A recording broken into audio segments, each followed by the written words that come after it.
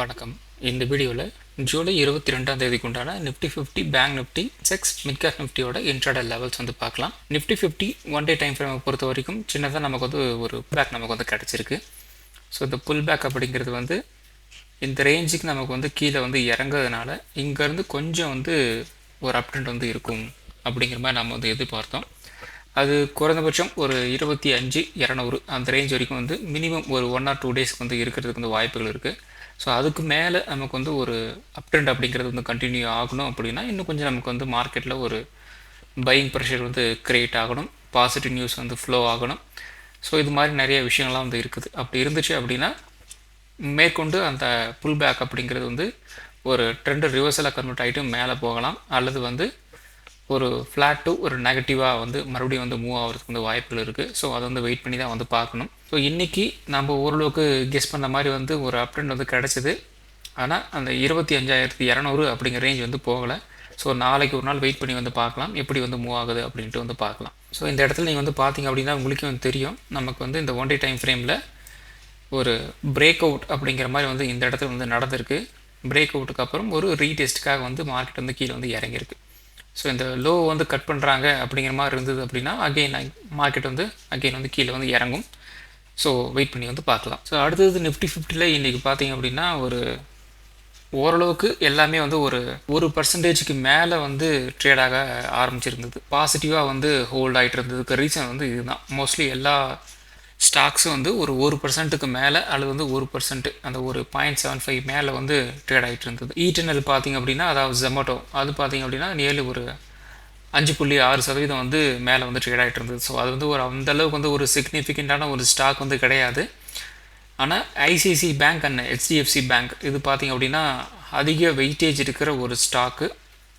ICICI bank 2.80% வந்து மேலே ஏறி இருக்குது. ஹெச்டிஎஃப்சி பேங்க் பார்த்தீங்கன்னா 2.20% வந்து மேலே இருக்குது. ஒரு நல்ல பாசிட்டிவ் ட்ரெண்ட் வந்து நிஃப்டி 50 வந்து கொடுத்தது. ஸோ அதனால் வந்து ஓரளவுக்கு அந்த பாசிட்டிவ் ட்ரெண்ட் அப்படிங்கிறது வந்து அப்படியே வந்து சஸ்டெயின் வந்து ஆச்சு. இந்த அதர் ஹேண்டு பார்த்திங்க அப்படின்னா நமக்கு வந்து ரிலையன்ஸ் இன்னொரு மிகப்பெரிய ஒரு வெயிட்டேஜ் இருக்கிற ஸ்டாக்கு நிஃப்டி 50ல். இது பார்த்திங்க அப்படின்னா 3.20% வந்து கீழே வந்து இறங்கியிருந்தது. அதே மாதிரி இன்னொரு weightage stocks, IT weightage stocks பார்த்திங்க அப்படின்னா விப்ரோ, அது பார்த்திங்க அப்படின்னாலும் ஒரு 2.5% வந்து கீழே வந்து இறங்கியிருந்தது.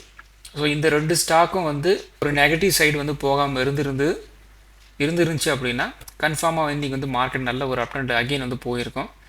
ஸோ அந்த பக்கம் வந்து ஓரளவுக்கு நமக்கு வந்து பாசிட்டிவாக வந்து இருந்தாலும் ரிலையன்ஸ் அப்படிங்கிறது வந்து ஒரு சென்டிமெண்ட்டான ஒரு ஸ்டாக்கு நிஃப்டி 50ல்.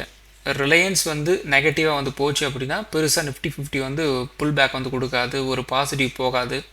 ஸோ நிறைய ரீசன் இருக்குது. ஸோ ரிலையன்ஸையும் நிஃப்டி 50 வந்து பிரிக்கவே முடியாது. ரிலையன்ஸோட அந்த மூவ் தான் வந்து பார்த்திங்கன்னா ஓவராலாக வந்து நிஃப்டி 50ல் வந்து இருக்கும்.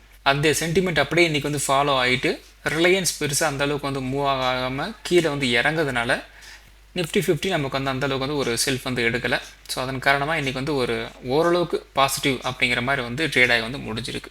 ஸோ அடுத்தது ஆப்ஷன் செயின் அனாலிசிஸ். ஸோ இப்போ நிஃப்டி 50 க்ளோஸ் ஆகிருக்கிற ஸ்பாட் ப்ரைஸ் பார்த்திங்க அப்படின்னா 25,090, 25,100 நாம் வந்து எடுத்துக்கலாம். இப்போ நம்ம ஏற்கனவே சொன்ன மாதிரி வந்து இந்த 25,200 அப்படிங்கிறது வந்து ஒரு புல் பேக் ரேஞ்ச் அப்படின்னு நம்ம வந்து சொல்லியிருக்கோம்.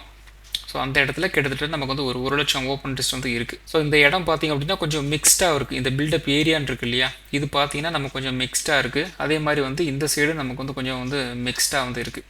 ஸோ இந்த ஸ்பாட்டுக்கு கீழே நமக்கு வந்து புட் ரைட்டிங் இருக்குது, மார்க்கெட் வந்து கீழே இறங்கக்கூடாது அப்படின்ட்டு. அதே மாதிரி வந்து இந்த 25,100 இதுக்கு மேலேயும் பார்த்திங்க அப்படின்னா நமக்கு வந்து கால் ரைட்டிங் வந்து இருக்குது. ஸோ ஏற்கனவே நம்ம பழைய வீடியோஸில் வந்து சொன்னது தான், இந்த ஸ்பாட் ப்ரைஸிலேருந்து கீழே வந்து ஒரு 100 பாயிண்ட் 200 பாயிண்ட் வந்து புட் ரைட்டிங் வந்து இருக்குது.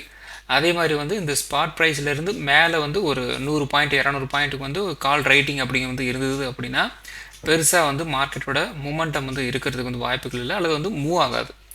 அந்த ரேஞ்சுக்குள்ளே வந்து ட்ரேட் ஆகிட்டு இருக்கும். இப்போ நாம் எதிர்பார்த்த மாதிரியே பார்த்திங்க அப்படின்னா இந்த பில்டப் வந்து கீழே வந்து புட் ரைட்டிங் போயிருக்கு, மேலே பார்த்திங்க அப்படின்னா கால் ரைட்டிங் வந்து வந்திருக்கு. ஸோ அதன் காரணமாக வந்து பெருசாக வந்து மார்க்கெட்டில் வந்து நாம் எதிர்பார்த்த லெவலுக்கு வந்து மார்க்கெட் வந்து மூவ் ஆகலை. ஸோ ஓரளவுக்கு ஓகே அப்படிங்கிற மாதிரி வந்து சின்னதாக அங்கே இங்கே வந்துட்டு நமக்கு வந்து ஒரு ட்ரேடபிள் ஆப்பர்ச்சுனிட்டி அப்படிங்கிறது உங்களுக்கு வந்து கிடச்சிருக்கும், அவ்வளோதான். ஸோ இன்கேஸ் இந்த அப் ட்ரெண்டில் நமக்கு வந்து இந்த 25,200 அப்படிங்கிற லெவல் வந்து உடைக்கிறாங்க அப்படின்னா நெக்ஸ்ட் லெவல் அப்படிங்கிறது பார்த்திங்க அப்படின்னா நமக்கு ஒரு 25,300 அப்படிங்கிற ரேஞ்ச் வந்து இருக்கிறதுக்கு வந்து வாய்ப்புகள் இருக்குது. அதுக்கடுத்து வந்து ஒரு 25,500 இதெல்லாம் வந்து ஓப்பன் இன்ட்ரெஸ்ட் கொஞ்சம் அதிகமாக இருக்கிறதுனால இந்த ரேஞ்சஸாக நம்ம வந்து கன்சிடர் வந்து பண்ணணும். ஸோ இதுக்காக இந்த ரேஞ்ச் வரைக்கும் மார்க்கெட் வந்து மூவ் ஆகும் அப்படின்ட்டு எந்த விதமான அவசியம் வந்து கிடையாது. அதெல்லாம் வந்து தெரிஞ்சு வச்சுக்கோங்க. அடுத்தது down move. So down move in case நம்ம லோ வந்து கட் பண்ணிட்டு வந்து கீழே போகிறாங்க அப்படிங்கிற மாதிரி இருந்தது அப்படின்னா அகெயின் இந்த 25,000 அப்படிங்கிறது வந்து ஒரு ஸ்ட்ராங்கான ஒரு சப்போர்ட்டாக வந்து இருக்கும். ஸோ கிட்டத்தட்ட நமக்கு வந்து 1,15,000 ஓப்பன் டெஸ்ட் வந்து இந்த இடத்துல வந்து இருக்குது. அதுக்கு அடுத்தது அகெயின் வந்து ஒரு 24,900 இதுவும் பார்த்தீங்கன்னா ஒரு 1,06,000 ஓப்பன் டெஸ்ட் வந்து இருக்குது. அப்போ இந்த ஸ்பாட் ப்ரைஸ்லேருந்து கிட்டத்தட்ட நமக்கு வந்து ஒரு 24,900 வரைக்கும் வந்து ஒரு ரேஞ்சஸ் வந்து இருக்கிறதுக்கு வந்து வாய்ப்புகள் இருக்குது. அதே மாதிரி அப் ட்ரெண்டு ஒரு 25,300 வரைக்கும் வந்து ஒரு ரேஞ்சஸ் வந்து இருக்கிறதுக்கு வந்து வாய்ப்புகள் இருக்குது. ஸோ அடுத்தது நிஃப்டி 50. ஸோ நிஃப்டி 50 நமக்கு வந்து ஒரு கேப் அப் வந்து ஓப்பன் ஆகுது. அந்த கேப் அப் வந்து பெருசாக வந்து சஸ்டெயின் ஆகாமல் மறுபடியும் வந்து கீழே வந்து இறங்கிருச்சு. இறங்கி இந்த இடத்துல நம்ம வந்து இந்த 24,900 அப்படிங்கிற ரேஞ்ச் வந்து ஒரு சப்போர்ட்டுன்னு சொல்லியிருந்தோம். அந்த இடத்துல வந்து சப்போர்ட் எடுத்துகிட்டு அகெயின் ஒரு 25,50 இந்த ஏரியா நமக்கு வந்து ஒரு ரெசிஸ்டன்ஸ்னு சொல்லியிருந்தோம். அதுக்கிட்ட வந்து ட்ரேட் ஆகிட்டு இருந்தது. ஸோ கரெக்டாக வந்து ஒரு 10-10 இந்த ரேஞ்சில் வந்து ஒரு ட்ரெண்ட் ரிவர்சல் கேண்டில் இந்த இடத்துல வந்து பிரிண்ட் ஆச்சு இல்லையா. அதுக்கப்புறம் வந்து பெருசாக வந்து சொல்லிக்கிற மாதிரி ஒரு மூமெண்டம் டவுன் சைடும் இல்லை அப் சைடும் இல்லை. ஸோ இந்த இடத்துல மட்டும் சின்னதாக ஒரு டவுன் சைடு, அதுக்கப்புறமா இந்த இடத்துல சின்னதாக ஒரு டவுன் சைடு, அதுக்கப்புறம் ஒரு ரேஞ்ச் பவுண்டு அப்படிங்கிற மாதிரி தான் வந்து எடுத்துக்கிட்டோம். அப்புறம் க்ளோசிங் பார்த்திங்கன்னா ஒரு 240 அந்த இடத்துல இருந்து சடனாக வந்து ஒரு க்ளோசிங்காக வந்து ஒரு பிக்கப் ஆச்சு அப் ட்ரெண்டு. அவ்வளோதான். ஸோ ஓவராலாக ட்ரேடிங் அப்படிங்கிறது பார்த்திங்க அப்படின்னா இந்த இடத்துல காலையில் ஒரு 10 மணிக்கே வந்து டோட்டலாக வந்து முடிஞ்சு போச்சு. ஒரு டவுன் சைடு ஒரு அப் சைடு. அதே மாதிரி இந்த இடத்துல க்ளோசிங் டைமிங்கில் வந்து சின்னதாக ஒரு அப் ட்ரெண்ட் ஒரு 100 பாயிண்ட் வந்து மூவ்மெண்ட் வந்து கொடுத்துருக்கு. ஸோ அவ்வளோதான் இன்றைக்கி ஒரு ட்ரேடிங் வந்து அப்படிங்கிறது நடந்து முடிஞ்சிருக்கு. ஸோ நாளைக்கு நமக்கு வந்து ஒரு ரேஞ்ச் பவுண்ட் டேவாக வந்து நிஃப்டி 50 வந்து இருந்தது அப்படின்னா 25,200 நமக்கு வந்து ஒரு ரெசிஸ்டன்ஸாக வந்து இருக்கும். சப்போர்ட் வந்து 25,50 வந்து இருக்கிறதுக்கு வந்து வாய்ப்புகள் இருக்குது. ஸோ 25,000 கூட நீங்கள் வந்து கன்சிடர் வந்து பண்ணிக்கலாம். ஸோ நாளைக்கு 25,050 25,000 இந்த ரேஞ்ச் வந்து நமக்கு வந்து ஒரு ஸ்ட்ராங்கான ஒரு சப்போர்ட்டாக வந்து ஆக்ட் ஆகிறதுக்கு வந்து வாய்ப்புகள் இருக்குது. ஒன்ஸ் இந்த 25,000 அப்படிங்கிற ரேஞ்ச் வந்து நல்ல வால்யூமோட ஒரு பிரேக் டவுன் வந்து ஆகுது அப்படின்னா 24,900 இந்த ரேஞ்ச் வரைக்கும் வந்து கீழே இறங்குறதுக்கு வந்து வாய்ப்புகள் இருக்குது. இந்த 25,200 நமக்கு வந்து ஒரு பிரேக் அவுட் வந்து ஆச்சு அப்படின்னா குறைந்தபட்சம் ஒரு 25,300 இந்த ரேஞ்ச் வரைக்கும் ஒரு அப்டெண்ட் போகிறதுக்கு வந்து வாய்ப்புகள் இருக்குது. ஸோ நாளைக்கு இண்டெக்ஸில் ஆப்ஷன் ட்ரேடிங் பொறுத்த வரைக்கும் 25,400 25,300 25,200 25,000 24,900 இந்த ஸ்ட்ரைக் ப்ரைஸ்லாம் வந்து வாட்சில் ஷேர் பண்ணிக்கோங்க. ஆப்ஷன் ட்ரேடிங் பண்ணுறதுக்கு ரொம்ப யூஸ்ஃபுல்லாக இருக்கும். அடுத்தது bank Nifty. So bank Nifty நல்ல ஒரு அப்ட்ரெண்ட் நமக்கு வந்து கிடச்சிது. அதுவும் பார்த்திங்க அப்படின்னா கிட்டத்தட்ட ஒரு 10 மணி வரைக்கும் தான். அதுக்கப்புறம் பார்த்திங்கன்னா ஒரு வாலட்டைலான ஒரு அப்ட்ரெண்ட் நமக்கு வந்து கிடச்சிருந்தது.